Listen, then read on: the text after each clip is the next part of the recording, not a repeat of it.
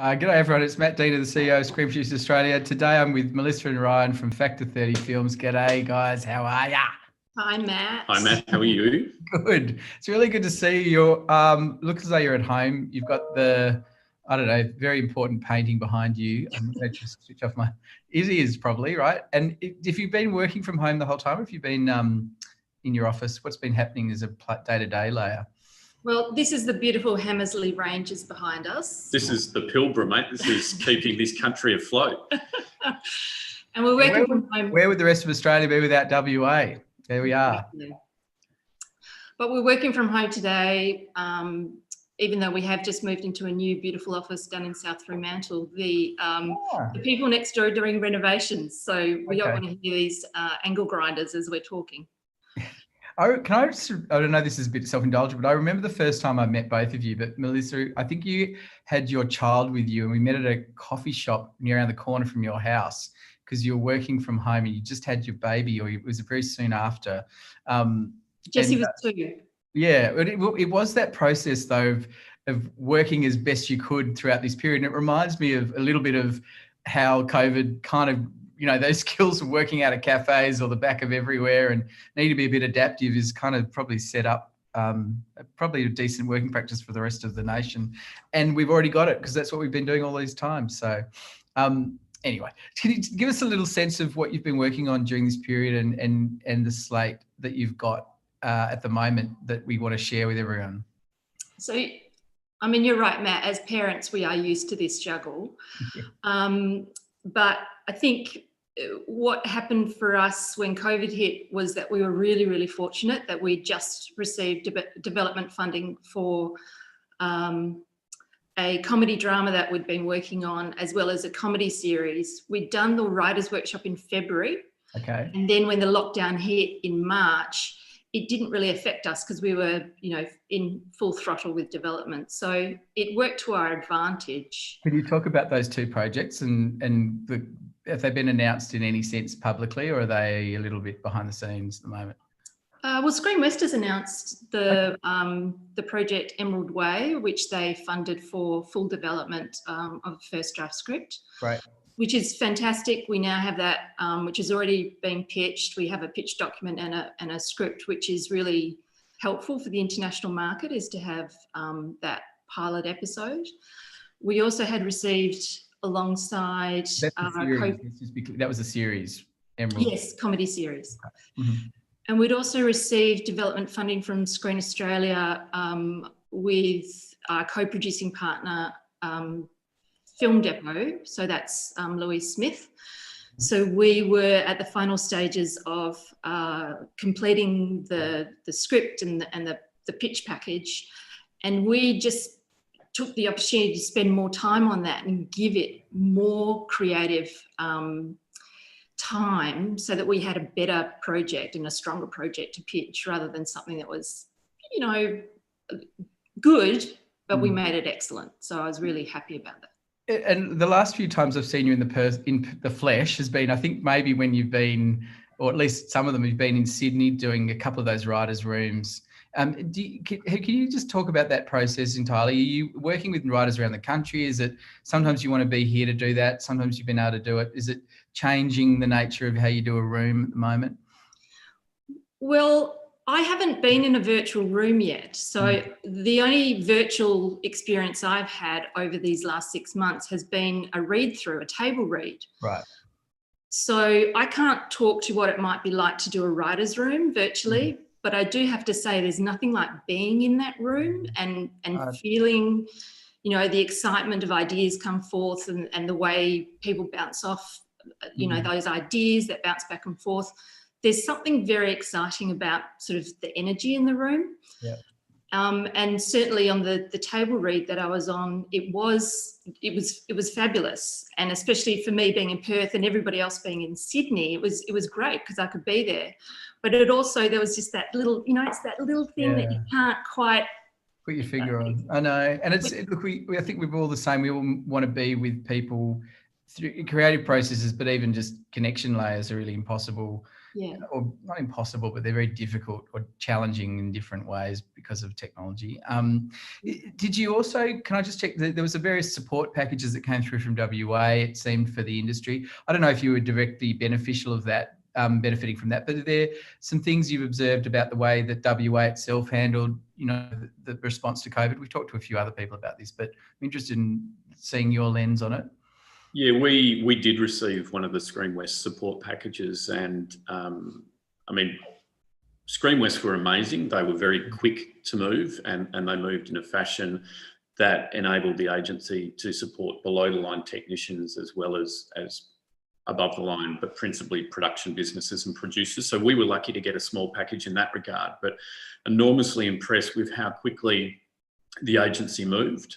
And the fact that it tried to support, as many, industry practitioners as it could. So that was certainly great for us to get that little fillip, and allowed us to keep moving. Keep moving. I mean, as Melissa said, we've spent most of the COVID period, which we've experienced very differently here in the West to certainly Melbourne, but New South Wales as well. Our lockdown was brief, and certainly not as prohibitive as it has been in other places. So we've been extraordinarily lucky in that regard.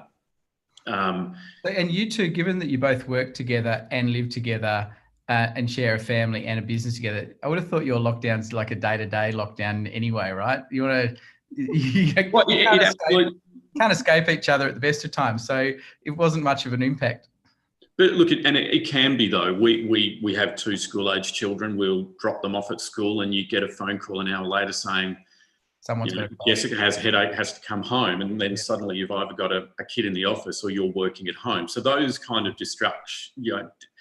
disruptions are things we've learnt to work with. Both doesn't bother us.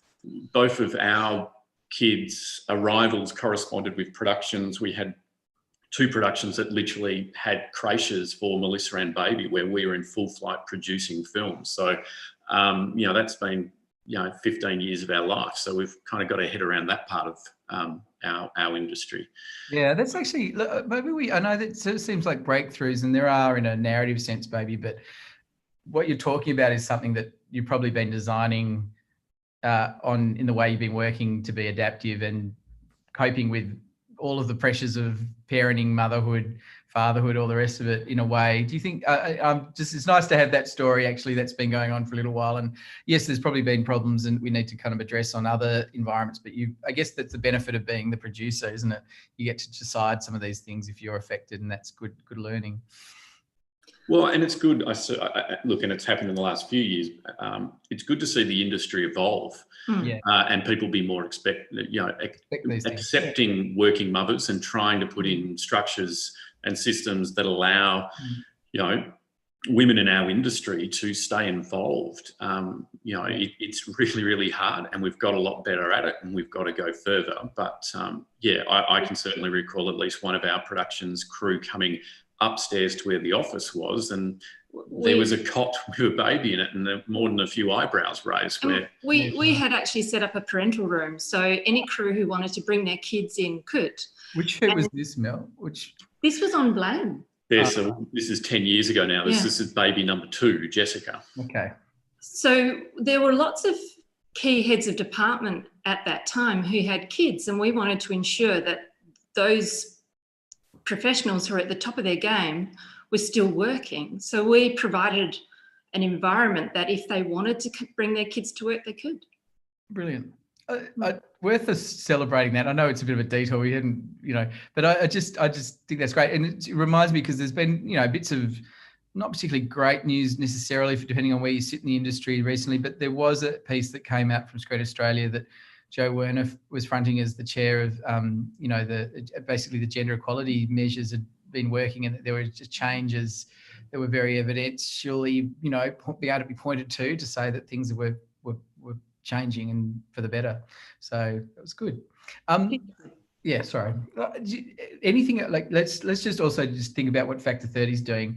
You've still got films in the title of the company, but you are definitely TV, and you've been doing some doco stuff. So give me a sense. Do you have a picture about where you want the actual business to be? I mean, I think of you as feature film people, but that you know there's changes afoot. So let's just talk about what is going on for the company. So we have always been genre agnostic, and we've also and platform agnostic. Oh, just agnostic. And I think even more so, it's important that we are expanding our business to television. And I say expanding, but we've always done TV. And the first 12 years of my career was exclusively in television.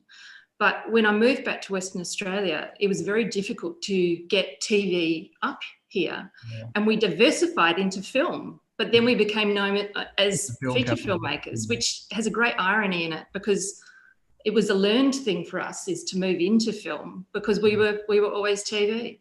Yeah, it's worth reminding people, and it is the challenge also of structurally, I feel like there's some changes that are going on, right? That is about emphasising the television format, the serial format that's to do with streaming. There's a sort of a deprioritisation that's coming from the announcements around feature film with, you know, various impacts for people.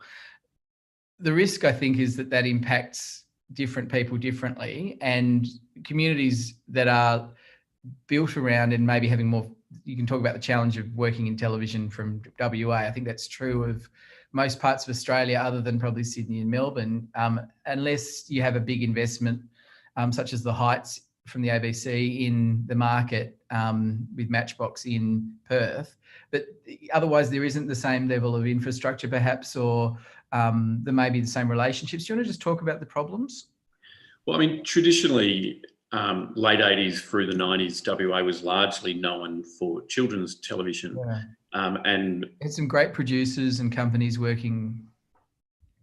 Yeah, and there was a regular pipeline of TV projects happening in WA and telemovies. And I mean, and children's is being made right now. You know, the second series of Itch is in the field. They're shooting. They're in production now.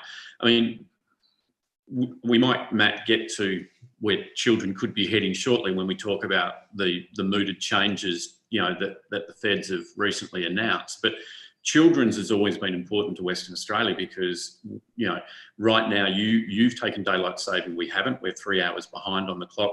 Yeah. We're 4 hours. Yeah. It's 4 or 5 hours flying to Sydney or Melbourne. You know, adult drama in metropolitan Perth has always been problematic unless it's very site or culturally specific, because there's the difficulty in getting the actors here and the volume of cast required. Yes. Whereas children is largely predicated on unknowns. So that is something we've been able to do here. The adult drama that in recent years has been made in the West, television adult drama, has been made in the regions. And it doesn't matter if you're in Broome, Kununurra or the Goldfields. You know, if you're in the East, you're in Broken Hill or wherever, you're out of town. You've had to move a cast, you've had to move a crew. So TV's always been a little problematic in, you know, cast-related and other cost-related issues. And technology. And that just shouldn't exist anymore. We can upload and Sydney can view it first thing. You know, they can view it at 9 a.m. the next morning. Yeah. It just shouldn't have this sort of issues that, in my mind, it's a mental block rather than I agree. And the good thing about this sort of stuff is probably, I mean, we talked a bit about the desire to be in person, but the ways of doing business, the way of keeping connected, yes, we all want to get together at times, but there is a way we're sort of thinking differently about how communication works and the speed at which we can operate and see each other doing this sort of stuff, right? Well, I mean, there's only so many Zoom meetings I think you can do at any given time. And I think at peak COVID lockdown, most of us had enough. But I mean, you mentioned that we often catch up with you when we're in Sydney for meetings. And if we come for a conference, we'll stay on top and tail it, see as many people as we can. Or if we went over for work stuff, we'd do the same. I mean, you talked about writers' rooms. We've done those in Sydney. We did one on a project, 2 years ago where the broadcaster wanted to participate. So we went to them. Yes. that's the two of us there for 4 or 5 days, airfares, accommodation, per diems, whoever's looking after the kid at home. So, you know, while Melissa is correct to say there's a great energy being in a room, I guess what we've all learnt in this short period of time is there's certain stuff we can do remotely, and for us, bluntly, at a cost saving, which would be valuable to us. Yes. Is there a risk that there's an expectation that, I mean, there's a behavioural change that's positive out of some of these things, perhaps of just breaking things down, but is there a risk that there is, we don't want you to go with the expense. We're not going to fund that layer of physicality around some things. We're happy for you to do things that are not involving the kind of having to pay for things to come over, because there's always been a challenge around making sure that companies are well resourced to do travel, for example. Is there a risk that people are going to go, oh, don't worry about the travel anymore, just do your Zooms? And everyone go, oh, that's not really how you can operate once we can move? I hope not. I mean, I hope whoever's making the decisions with regard to the spend, obviously producers, if it's screen agencies, if it's development money, broadcasters, I think, you know, wise minds need to prevail, and the best decisions need to be made to get the correct result. And sometimes that is travel. Yes. And selfishly, again, there are going to be occasions when we need to get on a plane because meeting you and then half an hour later meeting somebody else, it's, you know, we can block out a day when we're in Sydney, but if we're here, there are real world things that kind of have to be taken care of. Kids, as you've mentioned, but just for instance, now, I mean, we're in production, we're in post-production on a documentary. Yes. You know, we're in a window, right? Talk about what you're EPing at the moment, and you've got some projects. Anything else you want to talk about? I just want to make sure you've got all of the projects you've got out that you can talk about on the table. I know there's some you can't. Well, I guess a step back is we've got a development slate, which is part feature film, part, let's call it television, but, you know, that includes streamers. It's largely drama, it's largely scripted, but there is some factual. And comedy. Definitely comedy. We're probably leaning more towards television and streamers than film, and that's simply because film is really, really hard to finance. Yeah. And the types of films we make, they're low budget, they're crafted, they're often working with first-time directors, and the market for those types of projects has completely fallen away. And I mean the box office or the theatrical market. The festival market is exceptionally strong for those types of films. Yes. But in order for us to finance them, we can't put our own money into them anymore, as much as we love them. Yes. Can you maybe then, given that, Melissa, the impact that's already happening in the market, can you just look? It's an opening to have a bit of an impact about the government's changes and what that might mean for feature film more broadly, and any other comments you've got about that? Well, I think it will severely impact low budget feature films. It severely impacts independent producers. Kind of where this market in Australia is. It's low. I don't know where you say low budget. I'm not sure what you mean exactly, but anything under 2.5. Yeah. Okay. Well, but more broadly, I'd argue anything under 5 or 7 is you know, in a lot of trouble as well with regard to the mooted changes to both where the offset's going to sit, the inclusion of production company overheads and these things. Yeah. I think it will be more severely impacted to a $5 million film than it will to a $2.5 million film. Yes. But this also flows into feature docs.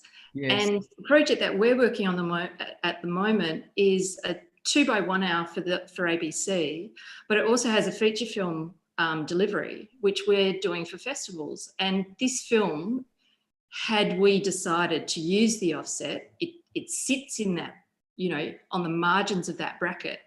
It wouldn't get made. And this is a film that is really topical. The subject matter is so important. It's about voluntary assisted dying. And these stories aren't going to have an opportunity to be made.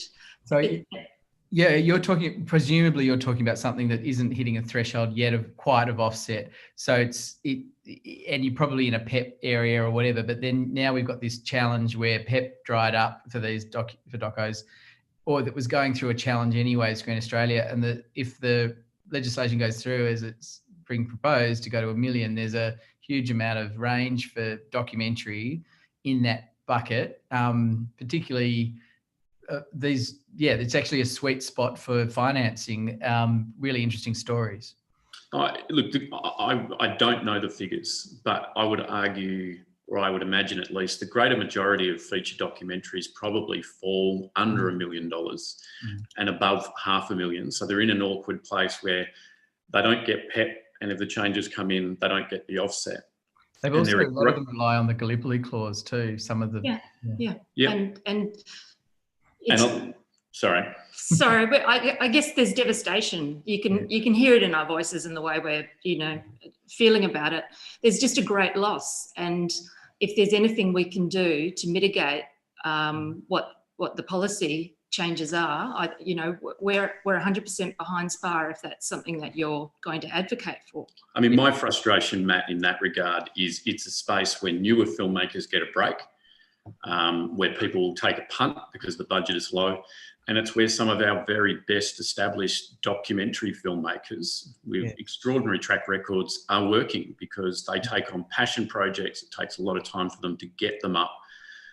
They're often not market driven, so the money's not there. So I have a real fear. I mean, and I'm a great lover of documentary. It's an irony. I've not made a great deal, but I watch a heap. It's my real passion in our industry. Australian stories being told in that way. And of all the suggested changes that have been recently announced, this one and the changes to the children's area just leave me very cold. Yeah. And I think because we are a different type of screen culture in Western Australia, we're predominantly an industry of independent filmmakers. Those policy changes affect us far more than they affect other production companies around, in the rest of Australia. So taking away the production company overhead as part of the offset severely impacts our ability to survive between projects and or survive in general. Yeah, we know we've been on different calls and there's been chats at different points. So there's a range, and just to be transparent, there's a range of conversations. We're pulling together a lot of information about the impacts and then be presenting that in a coherent and sensible way to government, so they can sort of just see that there are. And I think that some of the things that are being considered here haven't mitigate the costs of those things, or the unforeseen impacts are probably not as fully understood. So I think there's what you're just identifying are the three major areas. It's a training layer that actually is sat in all of low budget scripted, certainly new ways of getting stories out through documentary, and children's is actually a really important training layer as well for a lot of people in different areas. So it's kind of that if we take away that opportunity piece, what is going on, and also if we are thinking about the impacts, we've doing a bit of surveying at the moment, and we'll no doubt we've got to demonstrate what's going on to government from all of the businesses. But you'd have to think that businesses that are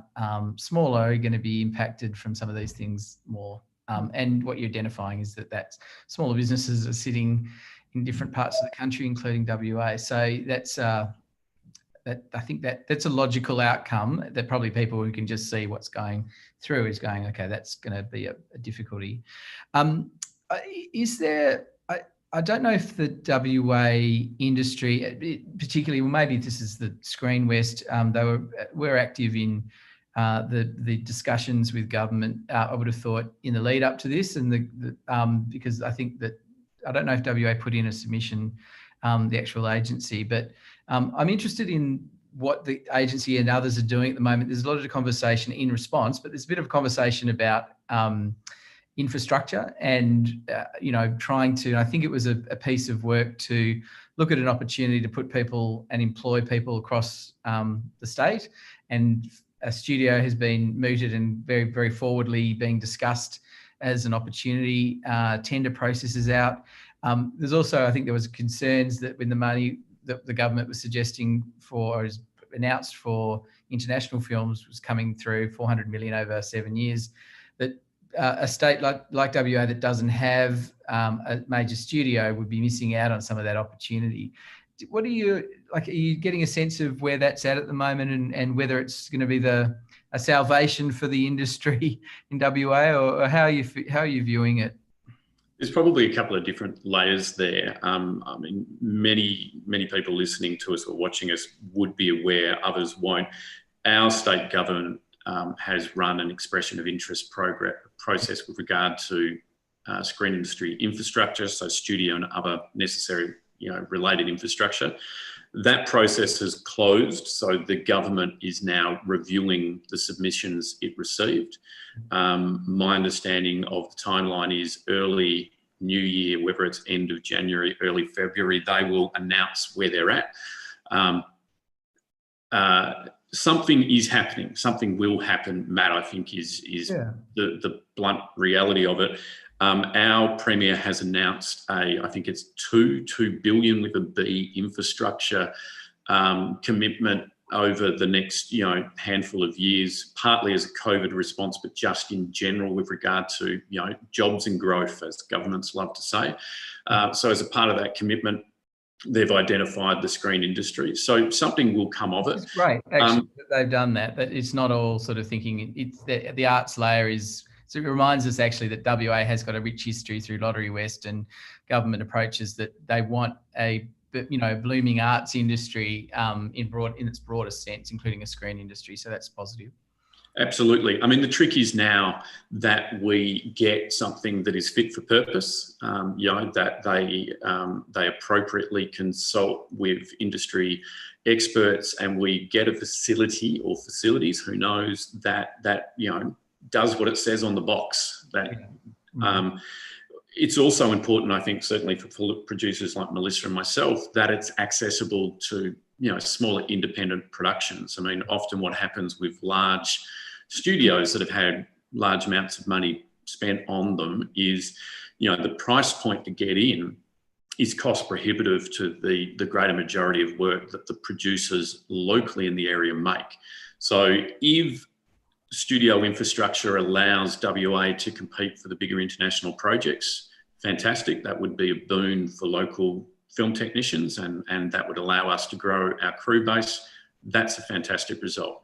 But it'd also be great if, the next time we make a film, and we made I Met a Girl 18 months ago, and we had to struggle to find appropriate production offices and homes for art department and costume. We ultimately did, but it'd be great if we had purpose-built infrastructure we could go into that we could afford on a film of that size. Yeah, brilliant.